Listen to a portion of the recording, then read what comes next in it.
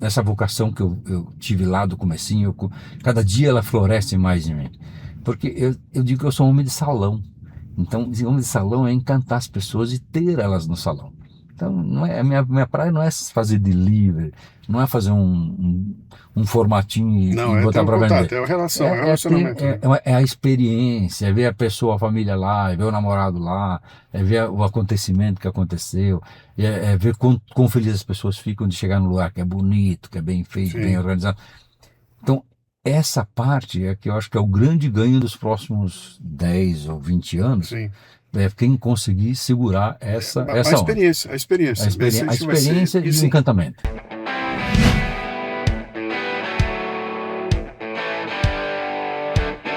Muito bem, mais um Leadercast. Vou começar, como sempre, contando como é que o meu convidado veio para aqui. Eu recebi uma mensagem da Visara, é isso? Visar. Visara, é o nome de uma agência de comunicação.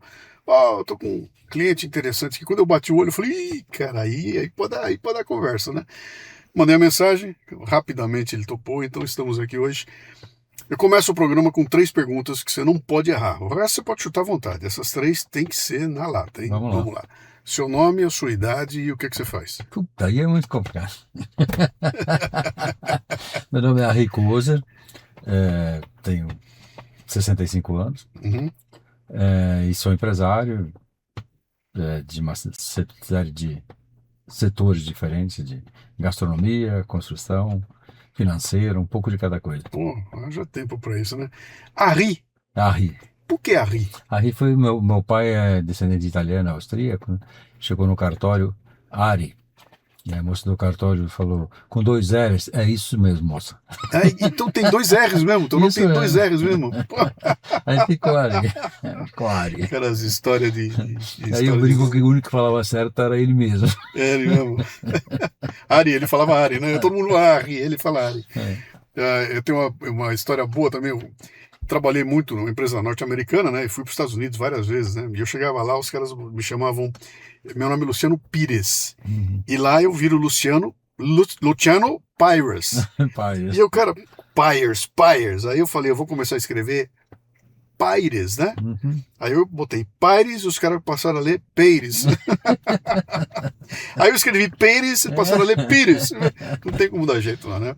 Você nasceu onde? Nasci na Serra Gaúcha, fiquei lá até os 14 para 15 anos, Uhum. depois mudei para São Paulo, Aparecida do Norte, Que lugar da Serra Gaúcha? Encantada. Cara, eu fico. É no Vale do Taquari, no Não, final do Vale do Taquari. eu fico fascinado com os nomes É, das cidades, cara, que é. tem pelo Brasil, né? Encantado aqui, feliz. Feliz é lá pertinho também. Não, aquela região é uma maravilha. Você passa lá, Fica nasceu. encantado, logo fica feliz. Quem Aí nasce. tem uma cidadezinha, a minha filha adorava quando a gente ia para lá visitar meus pais. Aí tinha uma cidade que chamava Antagorda, que era. Aí ela ficava falando, onde é que tá esse bicho? Chamando Quem nasce em Encantado é encantadense? Encantadense. Puta, que sensacional. Aí você mudou pra Aparecida. Aparecida do Norte, A aí fiquei família lá. veio. Não, vim com meu irmão mais velho Hum? e com os amigos do meu pai, que tinha aquelas churrascarias de beira de estrada, sabe? Tô falando disso 50 anos atrás, tá? E aí fiquei um tempinho aí, depois fui pro Rio de Janeiro. Aí do Rio de Janeiro também fiquei com churrascarias e foi na leva dos anos 70.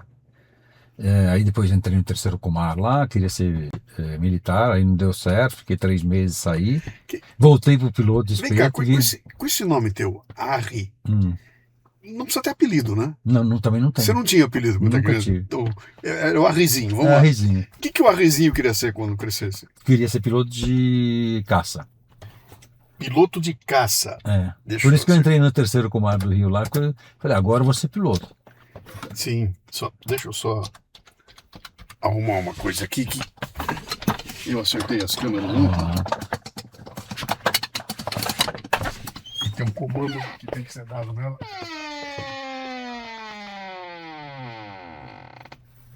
Pronto. Eu vou repetir essa pergunta, tá? E aí eu faço. Vou repetir ela aqui. O que o Arrizinho queria ser quando crescesse? Bom, o sonho de moleque era ser motorista de caminhão e depois piloto de caça. Porque ficou fácil. Lá na região que é na Serra Gaúcha, onde eu nasci, tinha o treinamento da aeronáutica que os jatos passavam por cima, assim, quase todo dia no Sim, treinamento. sim. E aquilo, imagina uma moleque, criança crescendo vendo aquilo, você fica louco com aquele bicho que voa naquela rapidez, né? Sim. Primeiro você tinha que ficar de olho para poder ver ele.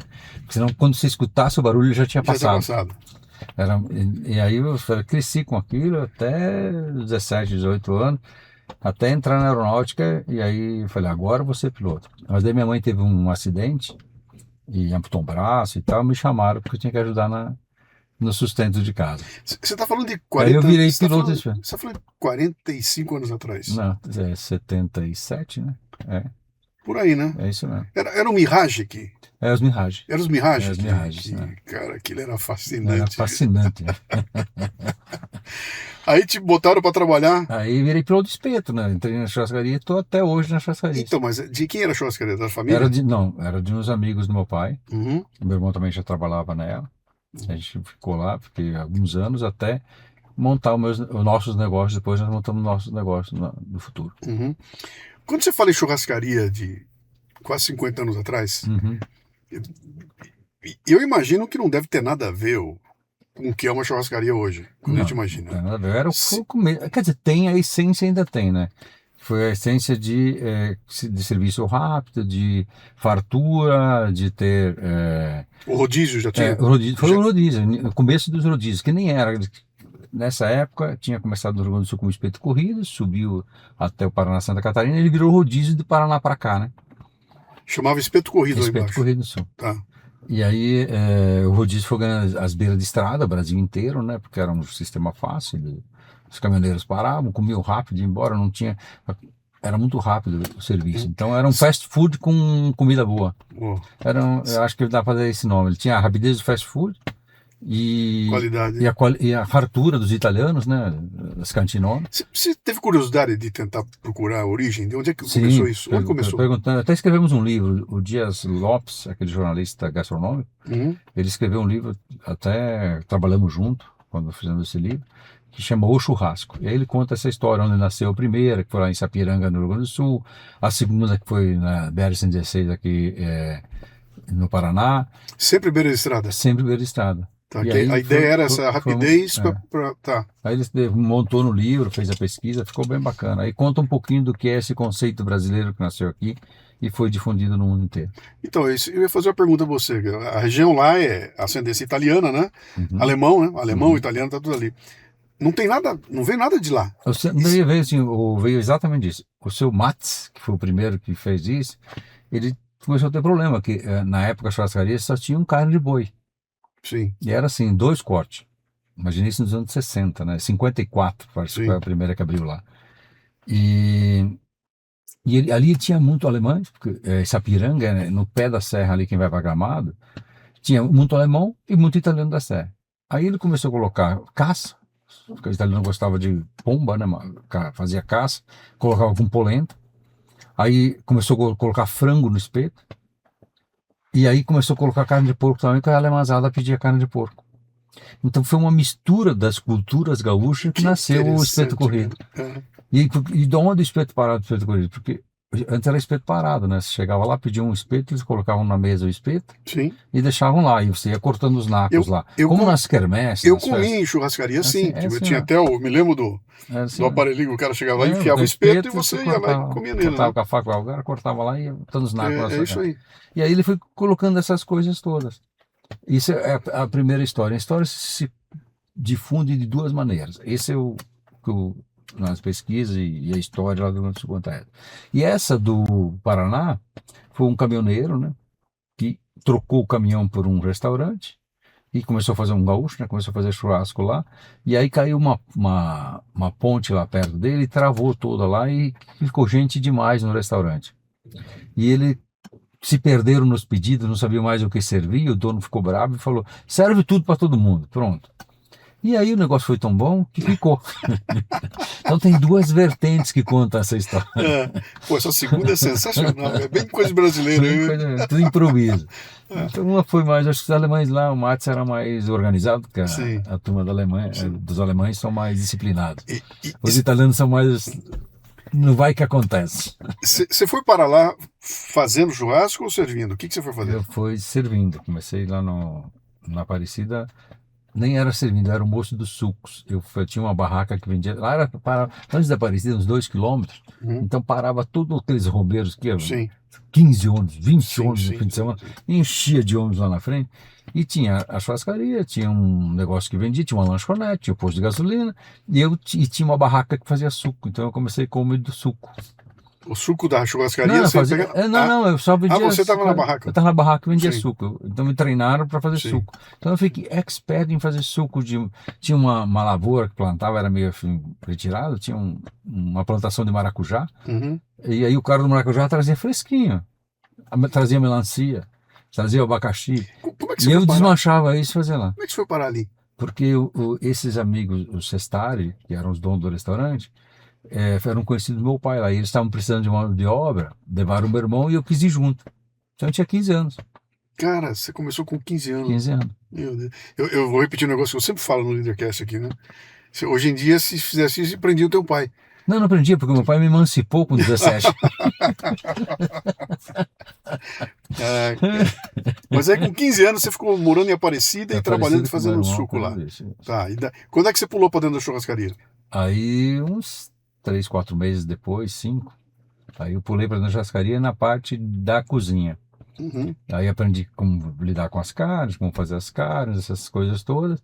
E aí depois eu fui atender o salão, que é o salão que me encantou. Eu sou fácil de comunicar, gosto de gente, Uhum. gosto de comida, então o salão me encantou. Então até É, hoje eu gosto muito do salão, do serviço do salão, era do a próxima, atendimento, do era, encantamento com era a os clientes. próxima pergunta que eu ia fazer. Quer dizer, E aí eu me apaixonei por isso. quando é que você agarrou o amor pela Eu me coisa? apaixonei pelo jeito, porque é tão simples, quando você faz qualquer coisa a mais para Uhum. o cliente te retribui com um sorriso, com um agradecimento. E quando você é moleque, como eu, 15, 16 anos, eu adorava ver as histórias. Então parava lá aquele monte de gente com a família inteira que ia para Aparecida lá, que estavam construindo a Basílica. E o pessoal olhava para aquele molequinho trabalhando e falava para os filhos deles, olha só, olha ele trabalha feliz. E, Uhum. provavelmente os filhos nenhum trabalhavam, né? Uhum. Da minha idade ninguém trabalhava. E para mim era uma alegria fazer aquele trabalho com os clientes. Isso foi a vida inteira, tá? Cuidar de gente e servir gente. Eu digo que você tem que ter o dom. Ou você tem aquilo, eu falo muito nos meus treinamentos com o time, que ou você nasce para servir, ou você nasce para ser servido. Quem nasceu para servir, ele qualquer coisa que ele vai fazer, ele vai querer servir bem, ele vai querer agradar, ele vai fazer um trabalho bem Sim. feito, porque ele gosta. Tem uma remuneração aí que não é dinheiro, não é? Não, Isso que você a falou aí gratificação. da gratificação de É a você gratificação. É o sorriso, servir alguém. Servir alguém.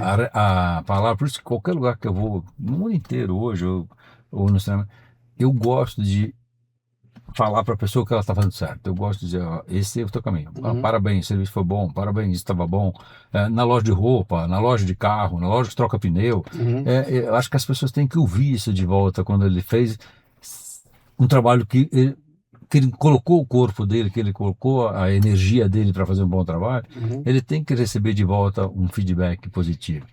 Mesmo que eu esteja num péssimo dia, mesmo que o meu negócio tenha sido Claro. ruim, que o meu dia tenha sido ruim, mas Sim. eu tenho que dar essa contribuição de volta para a pessoa que fez um bom trabalho. Eu tenho uma. Isso é motivador, né? Eu tenho uma pessoa que trabalha comigo, a Bárbara Stock, ela é do Rio de Janeiro, e ela com a família, eles tinham lá uma empresa de alimentação, faziam eventos, fazia a feijoada da Mangueira, eles que faziam. Então ela lidou muito comandando lá o buffet, né? E ele lidou. Então ela falava, eu ficava, quero me ver louca da vida é ver alguém maltratar um garçom meu, né? E aí ela ela faz uma coisa, ela senta numa mesa de restaurante, o garçom chega, a primeira coisa que ela faz, como é seu nome? E dali pra frente ela passa a tratar o cara pelo nome, o tempo A gente todo. colocou o nome de todo mundo, porque é Sim. para o cliente saber com quem ele está falando. Então, Eu falo para eles que é para reclamar quando ele faz o serviço errado E e, também- elogiar quando o serviço é errado. faz toda a diferença ali, né? Isso é uma coisa que nós estamos perdendo de montão, porque outro dia eu estava comentando, eu fiz um bate-papo aqui sobre tecnologia, né? E a gente falando, como mudou a tecnologia, pô, que eu tinha o bolachão, eu ouvia o disco bolachão, aí foi pro CD, depois o DVD, e hoje é um. É um É chip. é um byte que tem aqui aqui, né? É. E falou, cara, se perdeu totalmente qualquer contato humano, né? Pô, no tempo do vídeo, eu ia na locadora, eu tinha que falar com o cara da locadora, então eu trocava ideia com ele, já viram esse vídeo, como é que é, como é que tem que legal, então tinha todo um contato lá que a gente se perdeu. Mas, Hoje em dia, mas eu acho que está chegando outra coisa, que eu acho que tem gente que está tão rápido como GPT e Cloud e tudo isso está vindo, que ele já, eu tenho muita coisa que eu já faço com eles, sim, e que ele sabe tudo da minha vida. sim, E aí eu pergunto e eles respondem. Eu tenho uma dúvida financeira, dúvida de construção, dúvida de serviço, eu vou lá perguntando e ele vai me respondendo. Eu fico impressionado, porque ele sabe da minha história inteira, ele sabe da minha vida, ele sabe os pontos que eu já, quero atingir, como. tudo. Então já tem A culpa é tua, você que alimentou ele eu com falo, essas mas coisas e todas aí, ele né? está ficando cada dia melhor. Eu tenho um amigo meu que é muito religioso, ele tá rezando com o chat GPT, cara. Ele senta lá e tá fazendo a reza dele com o chat GPT, né? Mas, de qualquer maneira, só voltando aqui pro nosso caminho lá, né? Uhum. Então, ali você entendeu que você tinha nascido para isso, né? Sim. Cara, se você perguntar para mim assim, com o que eu não quero lidar na minha vida, eu vou falar pra você, comida. Não, comida você tem que gostar. Não, então, eu não quero lidar com comida, de servir comida, porque, cara, para mim, a carga de responsabilidade que tem num negócio desse é uma coisa brutal, cara. Eu vou te oferecer um treco que você vai ingerir. Sim. Você vai comer o que eu tô te oferecendo. Então, cara, se eu não te oferecer redondinho, maravilhoso. Outra, eu não sei se você tá de bom humor, de mau humor. Eu chego aqui cheio de amor para dar, tomo uma patada. Isso acontece também. O outro não me paga, o outro é um negócio. Eu falei, cara, é muito rolo, é muita coisa. Então, fiscalização de todo tipo, imposto. Eu falei, cara, isso é um horror. Não quero trabalhar com isso, eu quero a distância disso aí. Né? Mas é aquilo que você falou, acho que tem que ter o dom. Sim. Tem que ter o dom. E essas coisas todas tem em tudo que é setor, tá? Então, fiscalização em todo lugar, entregar você tem que entregar, em todos os setores tem que entregar. O que eu falo para o meu time? Que o nosso negócio é divertido e alegre. Sim. Eu não teria o dom de trabalhar num hospital, porque as pessoas estão lá reclamando o tempo todo. Então, o nosso tem algumas reclamações? Tem um mau humor? Tem. Sim. Mas a parte de alegria é muito maior. É quase como um show, né? E você falou um negócio importante. No hospital ainda você tem que dar notícias muito ruins para as pessoas, então, né? Mas agora, quando você fala de comida, ela é a comida é um negócio transformador, né? Sim. Porque os momentos alegres da nossa vida, a gente lembra de uma boa mesa. Sim. Quase sempre tem uma boa mesa naqueles momentos mais alegres da nossa vida, antes ou depois teve. Mas deixa eu especular uma coisa com você. Você falou que tem que ter o dom, tem que gostar, né? Tem que ou aprender a gostar. Né? Então, isso eu se encaixar naquilo. Queria especular com você. Você se encantou quando entrou naquele ambiente. Quer dizer, se não fosse comida, se fosse tecnologia, sei lá, e tivesse também que servir para as pessoas, ou se eu fosse piloto do caça lá também, você teria encantado igual? Sim, talvez sim. Uhum. Eu acho que eu teria feito bem feito qualquer uma das coisas. Não ia fazer mais ou menos. Uhum. Eu ia dar o máximo de mim em qualquer uma das situações. Que isso, a minha família e o meu avô, meu pai, minha mãe, sempre passaram esse princípio muito sólido do que a gente tinha que fazer bem feito e entregar da maneira correta. Então, qualquer coisa que eles pediam para a gente fazer em casa, eles não aceitavam que fosse mais ou menos. Tinha que ser bem feito. Sim. Então, acho que isso, e não é só Paulo isso, meu irmão, minhas irmãs, todo mundo pegou essa doutrina que serve para qualquer coisa que você fizer na vida. Então, acho que eles foram de grande importância na nossa criação, na nossa condução de vida. Eu escrevi um texto um tempo atrás chamado Foi Mal, é o nome do texto, onde eu começo com uma carta que um leitor meu mandou para mim e falou, pô, Luciano, chamei um cara aqui para arrumar o telhado na minha casa, o cara veio aqui, fez o trabalho, terminou o trabalho e em vez de ele me pegar, falou, seu fulano, vem cá, deixa eu mostrar pro senhor o trabalho que eu fiz. Não, ele tá entregue, virou as costas e foi embora. E aí, deu problema, deu goteira, eu liguei pro cara, ele foi lá, depois voltou de uma semana, uma mão de obra, sujou tudo de novo. E eu, cara, ele foi mal. foi mal.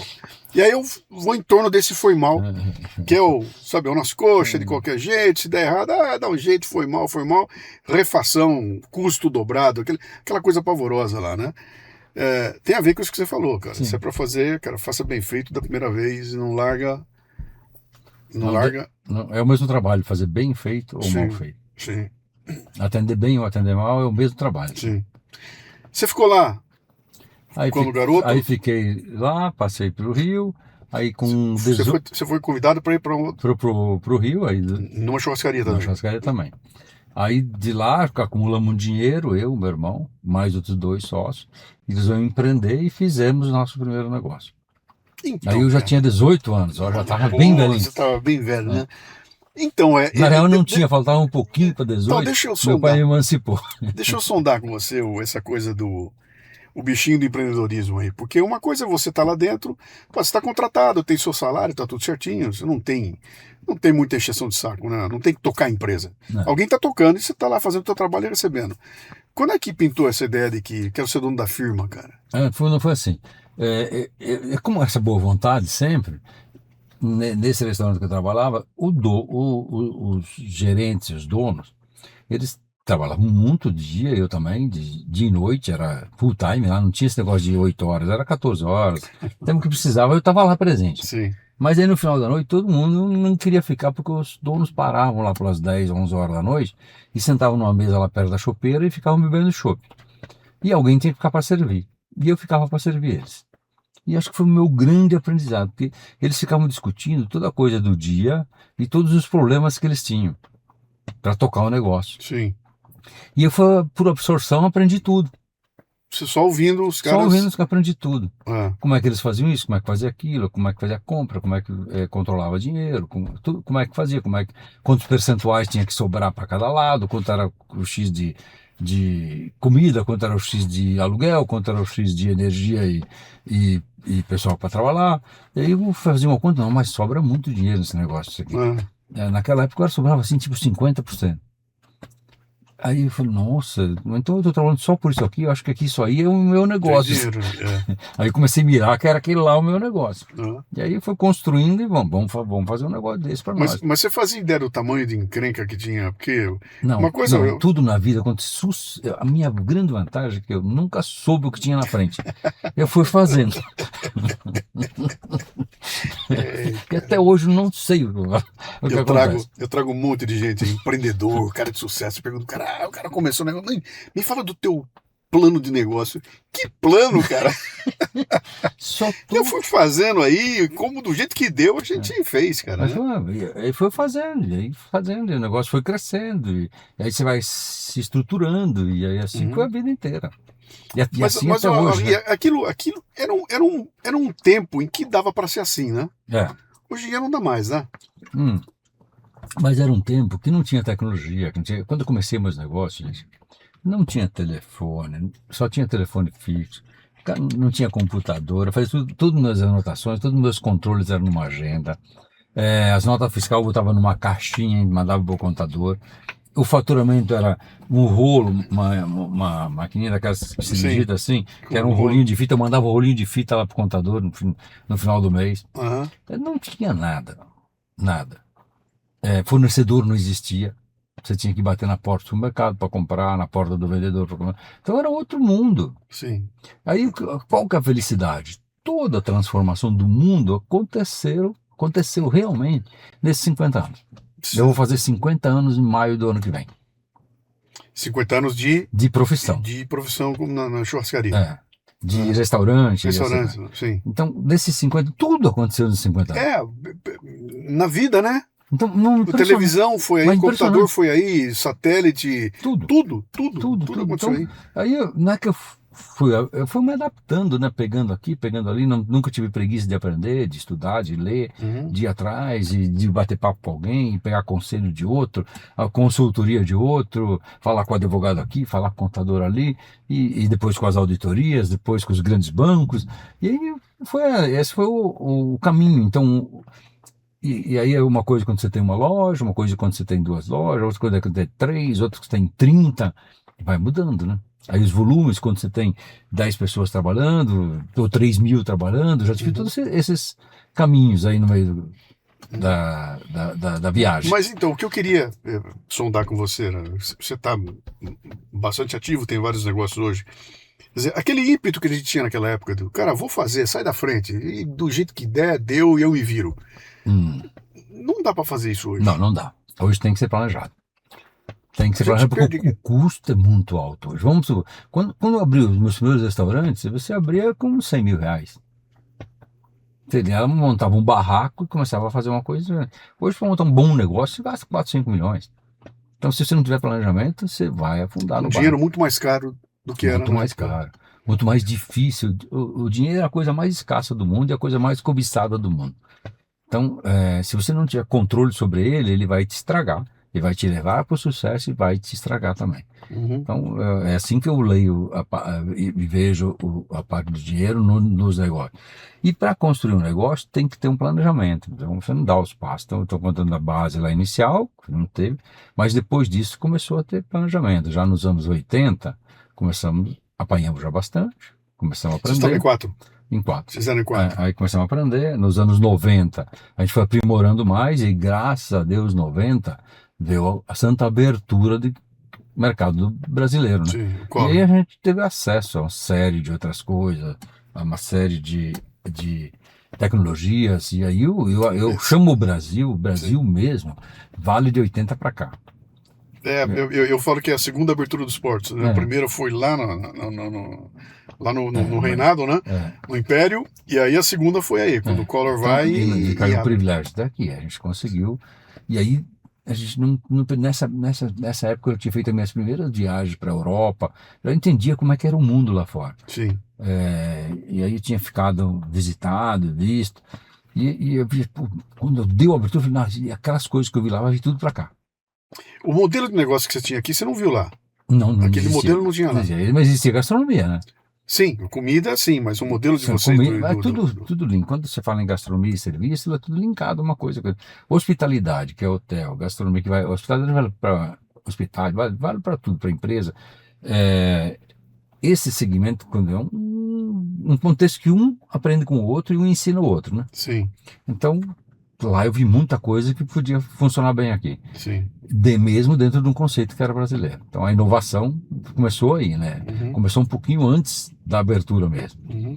Então, de Qu- modelos diferentes, de colocação diferente. Quando foi que eu não sei que nome dá para isso aí, mas quando foi que a, a churrascaria Hum, deixou de ser aquela churrascaria do espeto único para se transformar no negócio do rodízio e tudo mais? Houve um momento em que isso virou uma febre, né? sim, virou a febre nos anos 80. Foi anos 80, Nos anos então. 80. Tá, eu me Nos lembro, eu 80 foi tava. quando a gente chegou em São Paulo, quando a gente começou a fazer, aí virou uma febre, abria uma a cada 3 meses. Mas quem começou aqui?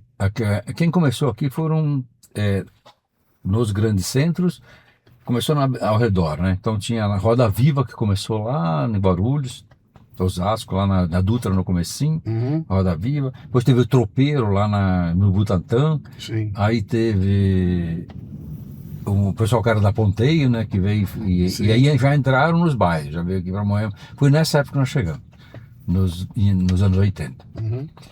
E aí, mas era um negócio tudo O mais. mesmo nome que tem hoje? Todo mundo tem até hoje. O Não, mesmo- esses são quase tudo desapareceu, Não, né? a tua. É o mesmo nome Não, até hoje? os meus, eu fui mudando, né, de áreas, fui construindo e vendendo, e hoje que é o NB, né, que era o Na Brasa em Porto Alegre, Ok. que surgiu nos anos 90, que era a minha irmã mais nova, Eu comi lá. e aí do Na Brasa virou NB Steak, Ok. porque ele fez essa caminhada, né, de dar uma limpada, e a gente fez o terceiro grande movimento. Então, o grande movimento foi das estradas, veio para os grandes. Aí, neste, que eu chamo a segunda geração dos churrasqueiros, que nós entramos. Aí, nós trouxemos para os bairros melhores das cidades, polimos e demos um tratamento diferenciado. Então, as churrasqueiras passaram a ter ar-condicionado, espaço maior, toalha nas mesas, uma apresentação diferente, Sim. um outro padrão já de restaurante, que já era a década final de 80 para início de 90. Sim. Aí nos anos 90 teve a grande evolução, né? Aí com isso, ela se esparramou pelo Brasil inteiro, virou um grande sucesso, Brasil inteiro. E, eu me lembro quando a gente chegou em São Paulo, que era para ter, tinha algumas, eu falava, isso aqui vai ter 10 premium, 100 mais ou menos, e 500 de baixo padrão. E hoje, no estado, a gente tomar tem quase tudo isso, tá? E a mesma coisa foi com o mundo, porque um conceito vencedor, ele vai ganhando espaço. Claro. E aí nós fomos responsáveis por essa passagem, da estrada para a polida, e a divulgação do conceito e o conhecimento do Brasil inteiro disso. E nisso começou a leva dos estrangeiros. Com a abertura começou a vir a leva dos estrangeiros. E estrangeiro ficava louco de chegar aqui. A carne era barata no Brasil na época, muito barata. Hoje a gente vendia de 8 a 10 dólares por pessoa. Sim. Então hoje a gente vende a Eu 50 dólares. Eu trabalhava numa empresa americana, Então, sabe? Eu sei o que aconteceu com aqueles gringos. Ficava louco. E aí, chegava aquele, o que é isso aqui? Aí quando chegou agora na fase do Nabrasa e do EDB, já é a terceira onda já. E daí a gente tirou todos aqueles excessos, o buffet que tinha colocado, um monte de coisa, a gente eliminou tudo e deu uma tranquilidade e criou um conceito mais premium possível. Então, vai das melhores cortes de carne que a gente pode encontrar no mercado até o Wagyu, tá? Então você pega raças extraordinárias, com abate de 20 meses, a gente seleciona na fazenda, sabe a rastreabilidade, sabe o que o boi come, compra sempre do mesmo lugar, para ter esse padrão completamente diferente. Então, esse é o terceiro round da sofisticação e da qualidade. Então, foi bom que eu participei dos três, tá? Participei do de estrada, participei do polimento e ajudei muito nessa empreitada. E agora estamos na fase 3, que é a fase que você da consagração. Você considera premium isso? É premium, então. Eu vou entrar lá, não vou achar sushi, sashimi. Mas nós vamos ter a melhor carne. Eu nunca misturei, tá? No meu conceito. Sim. Eu tenho dois conceitos. Tem o NB, que é o conceito de carnes, e é 100% brasileira, trabalha só com produto premium. Todas as carnes servidas são brasileiras, exceto o Wagyu e o cordeiro, o cordeiro vem da Nova Zelândia e Chile, e o Wagyu vem da Argentina e Uruguai, porque ainda a gente não tem mas tem uma parte brasileira também que eu uso. Sim. Mas a ideia é ser 100% brasileiro, produto brasileiro, apresentação brasileira, porque como é que nós estamos? Nós somos o maior produtor de carne, o maior exportador de carne. Sim. E eu ficava meio rejeitando ter carne de outro país aqui. Então foi com essa provocação que foi para cima dos frigoríficos. Falam, vocês têm que me ajudar a ter a melhor qualidade do mundo produzida no Brasil. E eles toparam. Isso é um valor de vocês. Sim. É um valor de vocês, né? Você que definiu que teria que ser assim. E deu certo. Sim. E aí tem um outro segmento, que é o Maremonte, que é um conceito 100% italiano, que faço 100% dos produtos. Tomate pelado vem da Itália, farinha vem da Itália, todos os produtos vêm da Itália, porque no grupo são 10 de unidades de um tipo, 10 de unidades do outro. E trago tudo da Itália e faço o melhor possível da Itália. É a Cantina Maremonte, né? Não é isso? É isso, né? Tem Porto Alegre também? Não, só tem 10 unidades em São Paulo e uma em Goiânia. 9 em São Paulo, meu bem. Então foi nasceu lá na Praia da Riviera, veio subindo e a gente fez tudo em São Paulo. E agora começou a expansão nacional, que foi para Goiânia. Quando é que você continua? Os 4 sócios ficaram durante algum tempo? Não, aí ficamos 25 anos juntos. Bom, depois ficamos só eu e meu irmão. 25 anos é um casamento, né? É uma vida inteira, né? Aí depois... Mas a pergunta é que é a seguinte: os 4 moleques se juntaram lá, vão montar um negócio, vão montar a nossa primeira churrascaria, né? Quando foi que vocês se sentaram assim para conversar e falaram, cara, deu certo? Quando começou a sobrar dinheiro. Deu certo. Mas então, como é que era isso? Quando começou a sobrar dinheiro, eu falei, vamos ter que fazer mais. Aí que eu vi que tinha 4 caras juntos, vai dar problema. Eu falei, vamos abrir mais loja, que daí não dá briga. Bota cada um para cuidar de uma, não dá. Aí fizemos lá em Porto Alegre isso. Aí andamos mais um pouco, vamos fazer o Brasil. Aí fizemos São Paulo. Aí já dividiu os sócios, então não dava tempo para brigar, cada um tinha cuidado do seu pedaço. Quando ficamos maiores, aí vamos dividir, um para um país, outro para o outro. Também não dá tempo de brigar. Você fala, parece que é fácil, bicho. Você falando assim, puta treco fácil. Põe 2 aqui, põe 2 ali. Não é assim, né? Mas aí é com conversa, mas uma equipe de suporte. Convencimento, você tem a ideia, como é que se implanta a ideia, e ter mais gente na sociedade sempre é bom porque tem a discordância. Sim. E na discordância dá tempo de você pensar para ver se realmente você está no rumo certo. Então tem essa importância de ter discussões. Então a democracia é boa por isso, pro mal ou pro bem, né? Quando você aceita ouvir o outro, né? Ouvir o outro lado, né? Mas precisa, né? Sim, Você pode ter sim. opinião forte, saber quando você vai, mas ouvindo você faz ajustes, né? Uhum. Como é que você vê hoje em dia o mercado da alimentação no Brasil, né? Ele profissionalizou, Sim. mas aquela Não coisa... 100%. A gente sabe como é que mas aquela coisa aquela carne inicial, aquele churrasco gaúcho feito lá no chão, no tolete, no chão, aquela coisa toda, né?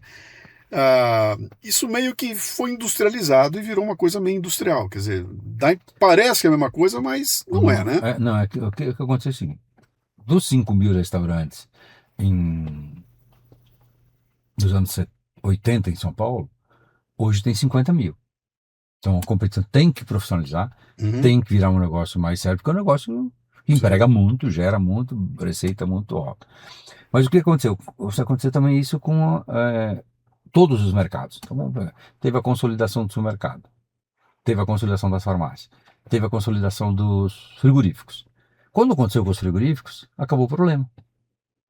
Porque você não tem mais problema com A qualidade fornecedor e qualidade. Sim. Os caras eles se preocupam com isso. Eles fazem isso e você tem que pagar por isso. Você quer prêmio, vai pagar. Você Sim. quer médio, vai pagar. Você quer ruim, vai pagar.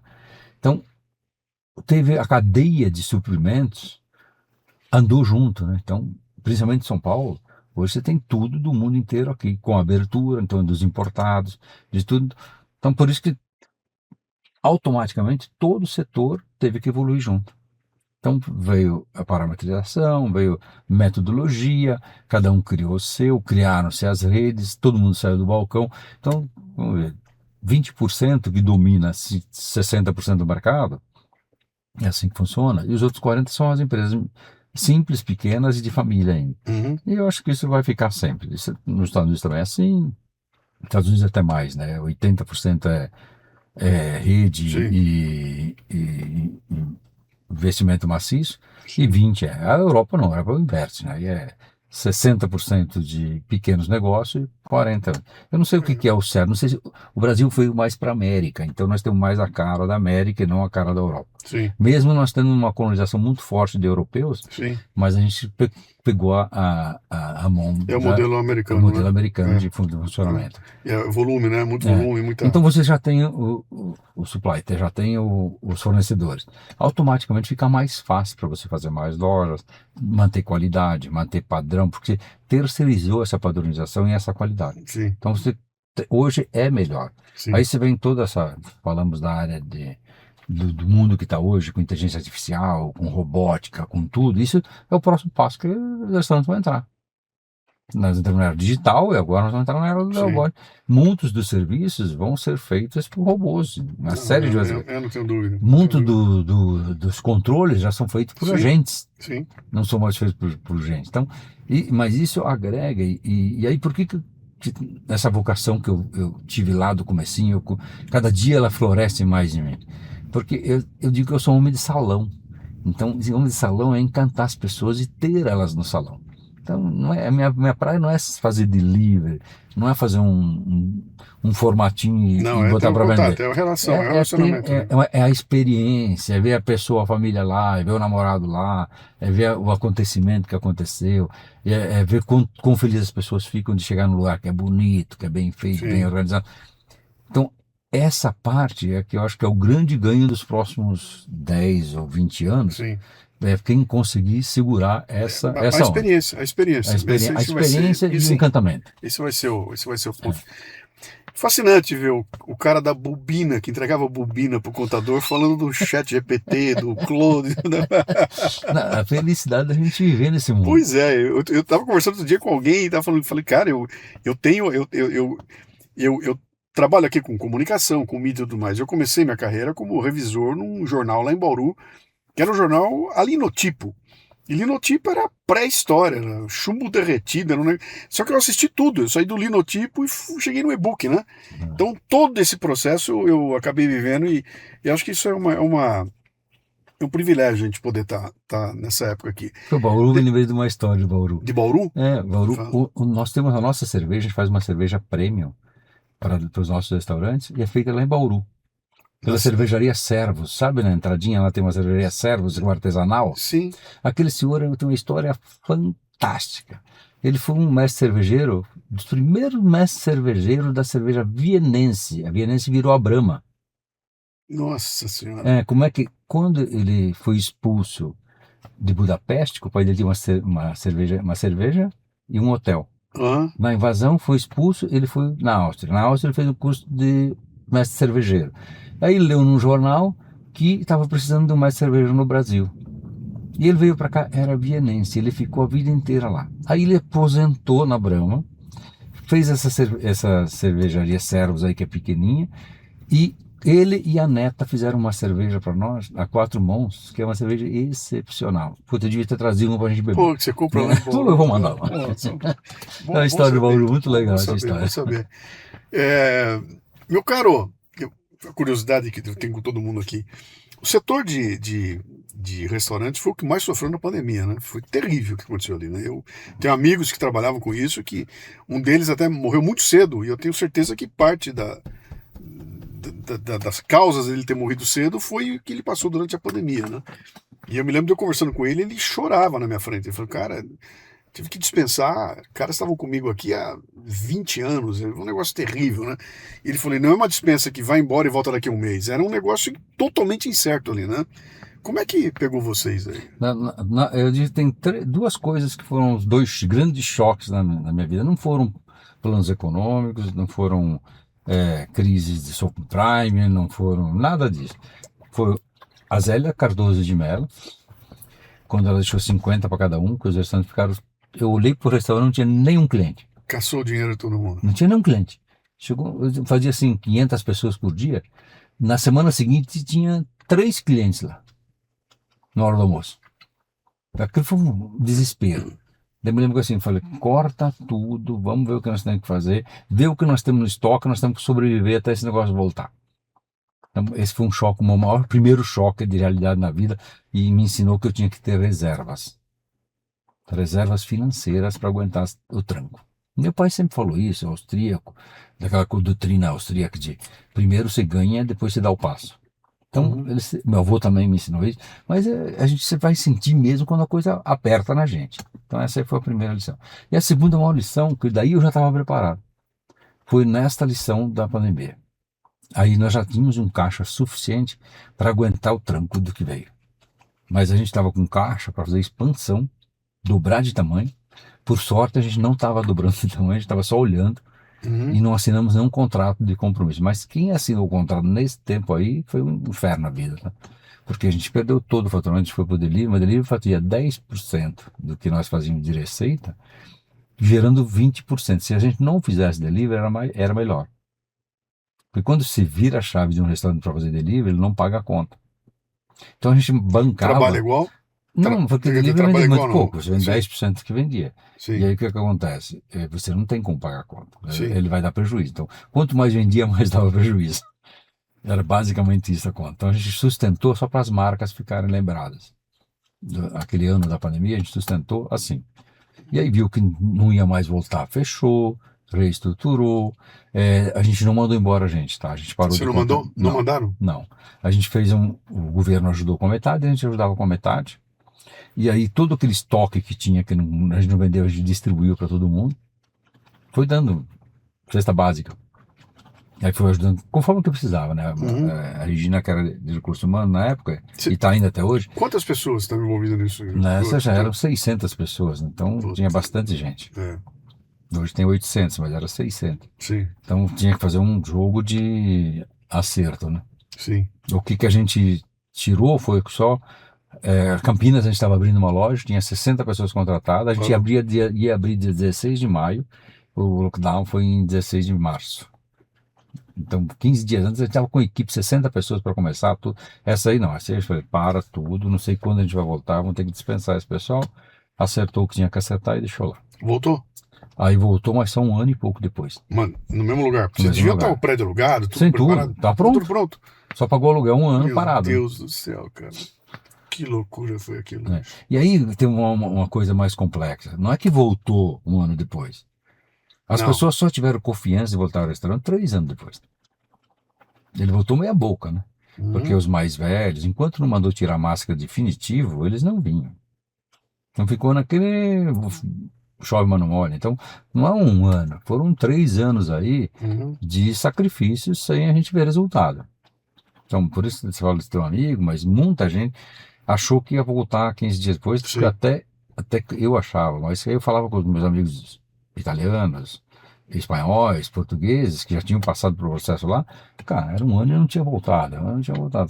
Porque lá, eles sofreram tanto quanto aqui, porque era turismo, e turismo é pior ainda, o turismo demorou para voltar. As pessoas terem confiança de voltar no turismo é mais complexo, né?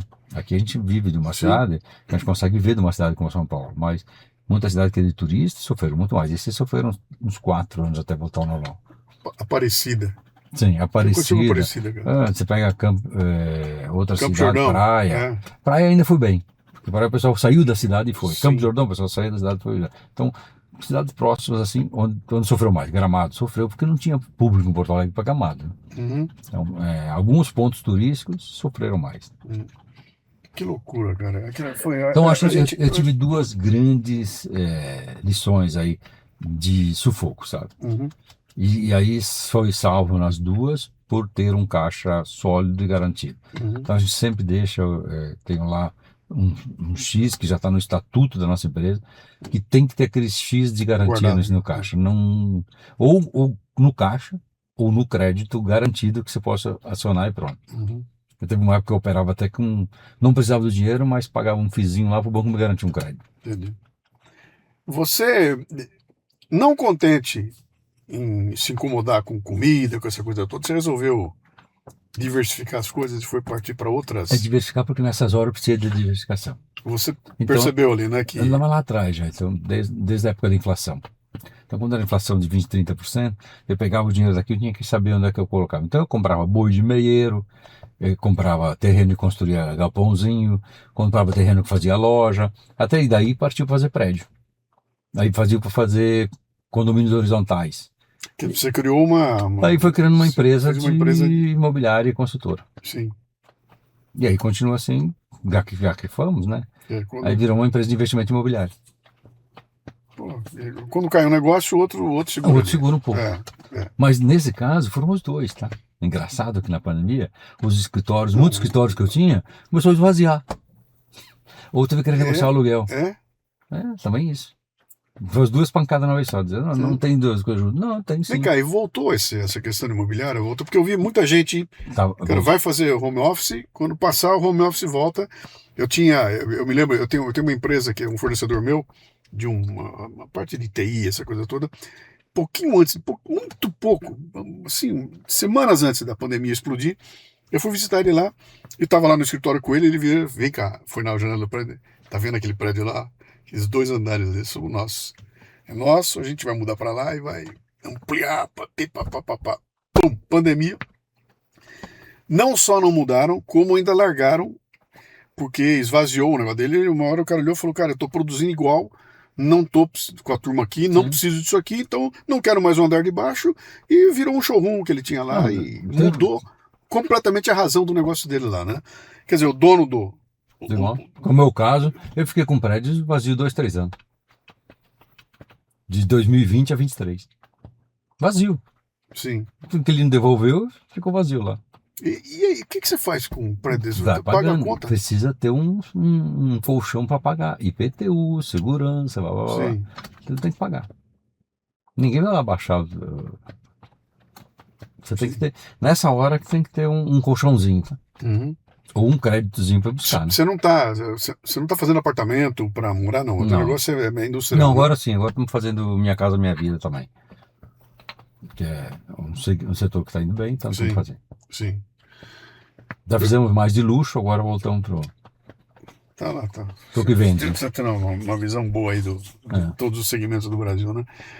Meu caro, como é que tá esse... O que você tá vendo desse mercado maluco aqui? Vou te contar, eu tô com 70 anos agora, né? Então pode ir junto. 65, 70, tudo Passei, igual.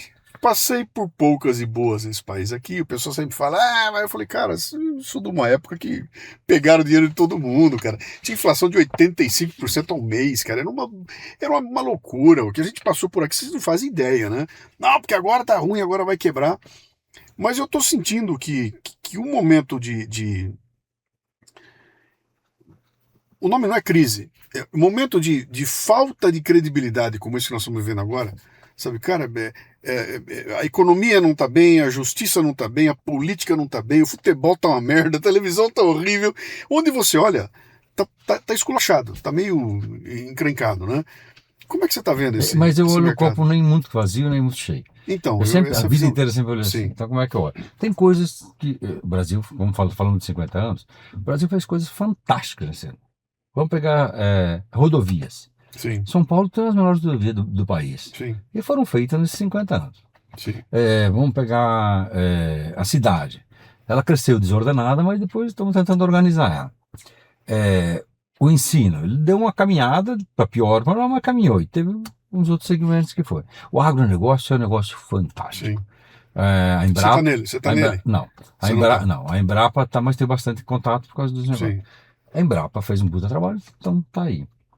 Então quando a gente olha, e o Brasil é muito rico, né? Nós temos nós temos as maiores riquezas do mundo aqui: água, floresta, alimento, sol o tempo todo, clima maravilhoso, 200 milhões de pessoas.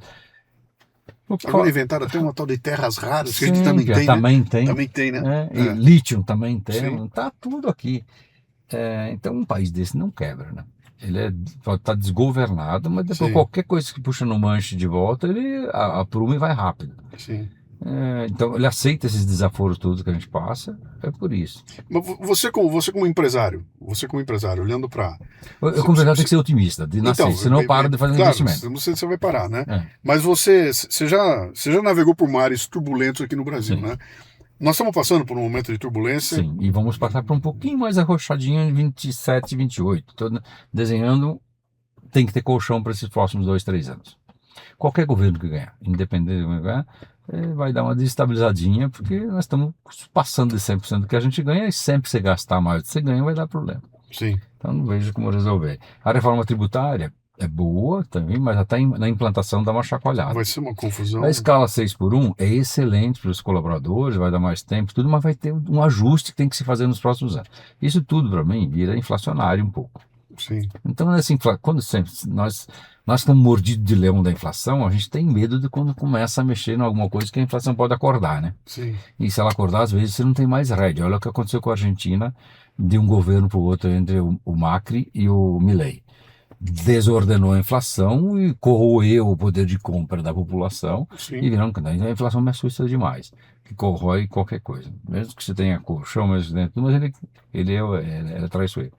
Então, a gente tem que acompanhar muito com detalhe essas transformações que vêm nesses próximos... É assim que eu estou me preparando e preparando nossos times para ficar de olho nos índices onde arrocha mais, onde arrocha menos. Como é que vocês estão se protegendo, cara? Você já falou, você tem uma parte que você tem recurso guardado ali para segurar alguma encrenca, mas só isso é só uma parte do negócio, né? Mas quais são os calos que pega? Aquela coisa que não está rendendo, você tem que desativar. Esse é o O que primeiro não está passo. rendendo, desativar. Você tem que desativar, porque você vai carregar prejuízo. E aí, onde é que você pega mais? No investimento futuro. Então, uma empresa tem que crescer 2 dígitos e pouquinho todo ano, porque é isso que motiva as pessoas. Aí você tem que frear essa parte. Foi assim no Dilma 2, né? A gente teve que frear na marra os crescimentos, porque senão você acha um muro, né? Você vai fazendo loja e não tem consumidor, você não adianta. Então o Dilma 2 mostrou para nós exatamente o que aconteceu e que teve que reestruturar, redirecionar o plano de negócio. Então a gente tem um plano de negócio que, se tudo der certo, a gente faz, um plano de negócio, que esse é o Brasil, né? Um plano de negócio estável, se não tiver muito solavanco, e um plano de negócio, se tiver muito solavanco, o que nós temos que fazer. Então isso é uma discussão que a gente tem permanentemente. Este e este. Então, para os próximos 7 anos, eu gosto de trabalhar com 5-7, 10. Você vai moldando, joga mais para frente, puxa mais para trás, vai mais para esse setor, vai mais para aquele setor. setor de saúde, quanto mais crise, mais precisa dele, né? Uhum. Porque você vai tomar mais remédio, é automático. Então, no setor que você aí começa a olhar para um setor que você... Mas eu acho que vamos passar por um processo. Eu espero, por isso nós temos 3 desenhos. Uhum. Eu espero que fique no plano A, que não precisa usar nem o B e nem o C. E aí o plano A é gerar mais negócio, gerar mais emprego, gerar mais receita, gerar mais impostos para o governo, mais oportunidades para as pessoas. Esse é o cenário ideal. Mas com 15% de juros e com margem de lucro de 6, você fica pensando, vale ou não vale? Pô, melhor aplicar teu dinheiro. Eu tenho um casal, amigo meu lá de Porto Alegre, ele saiu da empresa, também diretor, tudo saiu da empresa, pegou o dinheiro todo, juntou com a esposa lá, falou, vamos montar um negócio de, eu não me lembro, qualquer coisa vegana, sei lá o que que era, um treco qualquer que eles iam montar lá. E prepararam, fizeram todo o estudo, montaram lá, vai alugar aqui, fazer, no final das contas, decisão, pega esse dinheiro, aplica no banco e deixa quieto lá, porque não vale a pena fazer aquilo. Cara, Então, perdemos ali um cara que ia gerar 3, 4, 5 empregos, ia gerar imposto, perdemos tudo isso aí. Ou tem empresas que vão... Centenas de empresas começaram assim e viraram um Cacau Show, olha um Natura, olha um Boticário, começou assim. É a escolinha, né, cara? O ruim é que você olha aqui, ó. Você inibe isso, cara. E aí você não vai ter um gigante depois. Terminou a Copa, essa vergonha que foi a Copa, né, para o Brasil, né? Eu estava vendo várias discussões, e uma das discussões que eu vi, eu não me lembro quem foi que falou, era um desses comentaristas, né? Que ele estava explicando, ele falou, cara, não tem mais molecada subindo nascendo nos campinhos de bairro. Se eu pegar um garoto que é bem talentoso e quiser que esse garoto vá fazer uma peneira, eu nem sei como faz. Não tem mais caminho, não é que leva ele lá no domingo e faz. Nem tem caminho. Então o que abastecia o Brasil de talentos foi cortado, não tem mais. Então o que vem um cara meia boca que é muito bem trabalhado para ser vendido por muitos milhões para a Europa. Né? Então o moleque com 16 anos vai embora, nem sei se esse moleque vai ser craque, mas um craque de verdade a gente perdeu, porque os pais nem entenderam como levar esse moleque, então cortou na base a alimentação. Quando você corta o empreendedorismo, é isso que acontece. Então, cara. Esse é o susto. Uhum. Mas temos que trabalhar com os cenários. Você tem uma área tua que suporta empreendedores? Você já virou Venture Capital? Não. Investidor anjo, ainda não? Já fizemos alguns investimentos assim. Sim. Eu descobri que eu sou péssimo para isso, porque quando eu não tenho o manche na mão, eu não sei controlar muito bem eles, aí dá problema. Sim. Então já perdi bastante dinheiro com isso. Sim. Mas também não parei de investir, sempre tem alguma coisa que aparece uma oportunidade e você diz, putz, isso aqui vai dar certo. Às vezes não dá, às vezes dá. É assim que funciona. Bom, meu caro, a minha pegada aqui é sempre empreendedorismo e liderança, né? Mas eu não resisto a passear e ouvir as histórias da turma aqui, né? E tem um momento bem estranho do Brasil, esse momento que nós estamos passando, porque você tem uma visão positiva, eu conversei com vários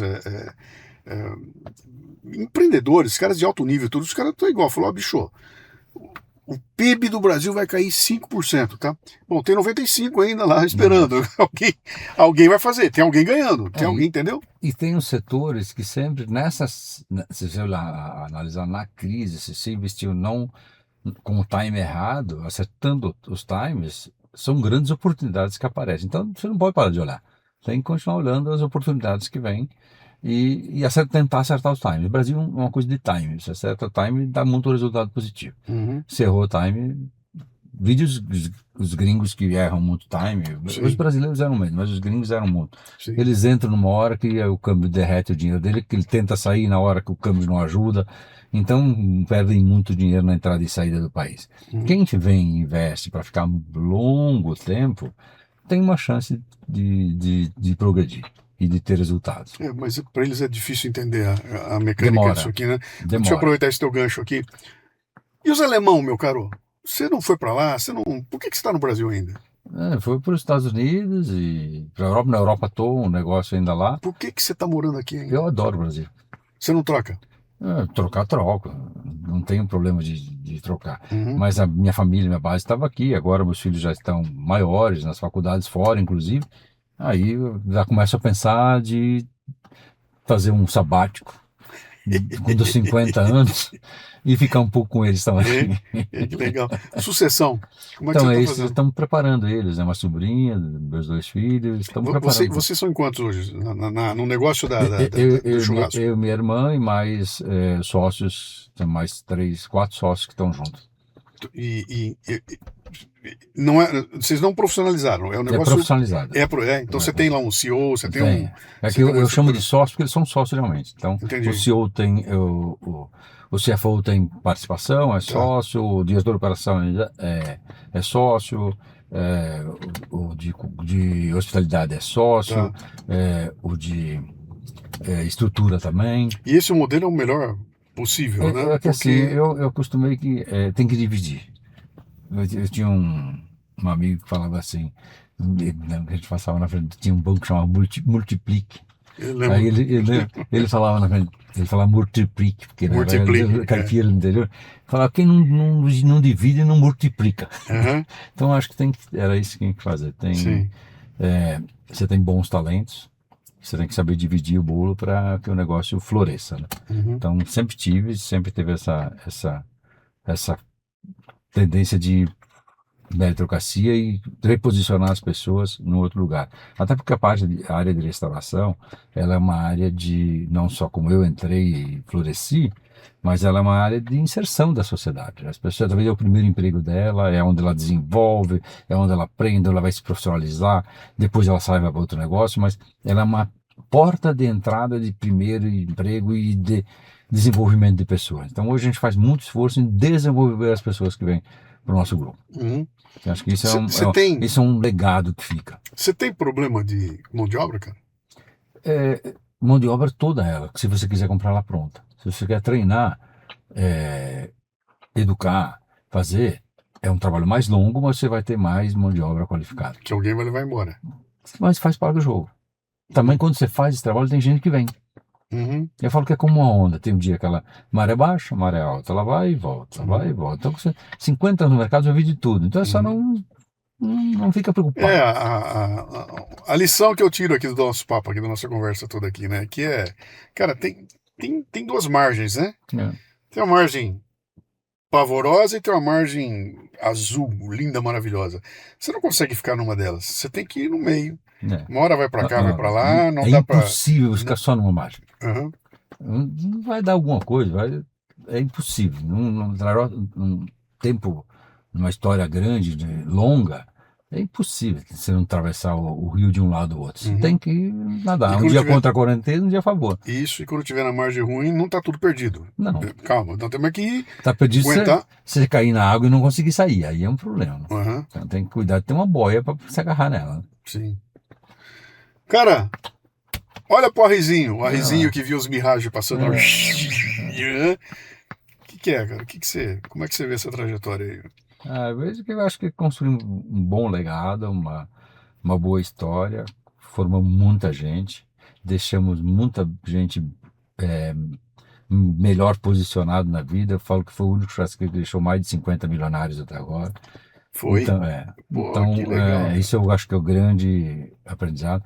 E para chegar a esse nível é porque a gente fez um trabalho excepcional com muita gente. Sim. Então é muita gente que mudou de posição, muita gente que estava em posição, não só nós que ficaram comigo, que seguiram o seu rumo, que seguiram o mesmo caminho, que fizeram outra caminhada. Então, acho que isso é bem. Construir uma família maravilhosa, então, que eu acho que é a base mais importante que a gente pode ter. Não adianta ter sucesso sem uma boa família. Uhum. Então, eu acredito que deu tudo certo, né? Tá dando tudo certo, vamos continuar assim, tem mais uns 30 anos ainda pra frente. Ih, cara. Vamos tirar um sabático Só merecido, 30, né? só 30, você tá com 64, só 30, 94, não, cara, pode botar 120 aí. Não, mas a Vamos chegar geração lá. vai até Meu Vai pai até foi 100 e pouco. né? Vai até. 90, 100 é a base, né? É, Então tem bastante coisa para ser feito. sim, Tem bastante mesmo. Tem bastante coisa para melhorar no Brasil e no mundo ainda. sim.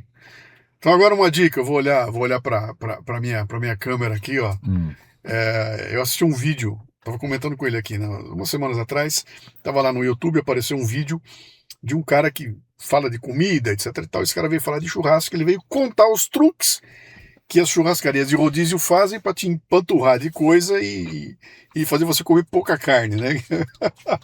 Então ele vai contando a trucagem toda e depois ele visita várias churrascarias, ele faz uma análise aquela que fala que se você for, você pode ir sem medo que você vai comer um churrasco do jeito que tem que ser. E de todas que ele analisou, sobraram 2. E ele fala lá, só 2, eu garanto que se você for, você não vai se arrepender. Uma delas é a NB Steak, cara. Eu não vi, tô louco para ver agora. Eu vou mas procurar esse vídeo, eu vou te explico dar. até porque faz. Como a gente fez essa lapidação toda e a valorização da carne, como eu tirei o buffet de salada, as pessoas chegavam e iam no buffet de salada e enchiam o prato. Aí quando chegava a carne, ele já não dava valor para a carne, eu já não tinha. Quando você fala tirou, Eu tirei da mesa, deixei só uma saladinha que você escolhe e coloca lá. tem uma saladinha lá. Tem a saladinha Tá, lá, mas mas aquela tudo coisa- montado, é prato montado. E aí Sim. uma outra coisa que tinha, os clientes chegavam e falavam, monta uma saladinha para mim que eu não quero levantar. Então eu queria, aquele negócio da sala, de encantar o cliente. Eu não queria que ele levantasse mais. Então fez todas essas mudanças e com isso deu uma valorização muito grande da carne, porque o astro, a estrela do nosso negócio é a carne. Sim. Então a primeira coisa que ele recebe é a carne, depois as outras coisas. E a carne boa, Sim. boa, primeiro nível em Sim. tudo. Então não tem uma mais ou menos, é só o primeiro nível mesmo. Então quem quiser conhecer, NB Steak, né? Vão ser muito bem-vindos. Essa é a casa. Como é que você está nas redes sociais? NB Steak, está no Instagram, acha em todos os lugares lá. Lugar. E se alguém quiser conversar contigo, está no LinkedIn? Está no LinkedIn e está no Instagram, @Ricoser. Então, Arri com 2 R's. Arri Coser. Kozer. Kozer com Z, né? S. Então, Kozer. tudo junto. Arri Koser. Arri Kozer. A-R-R-I Kozer com S. Meu caro, muito bom. Parabéns. Você Prazer foi em estar responsável aqui. por um dos grandes churrascos que eu já comi. Vou precisar voltar lá outra vez para. Vamos marcar para a gente comer junto. Mas vai ser um maior prazer. Vai ser bem divertido. Bem-vindo ao Leadercast. Obrigado pelo convite. Imagina. Um abraço.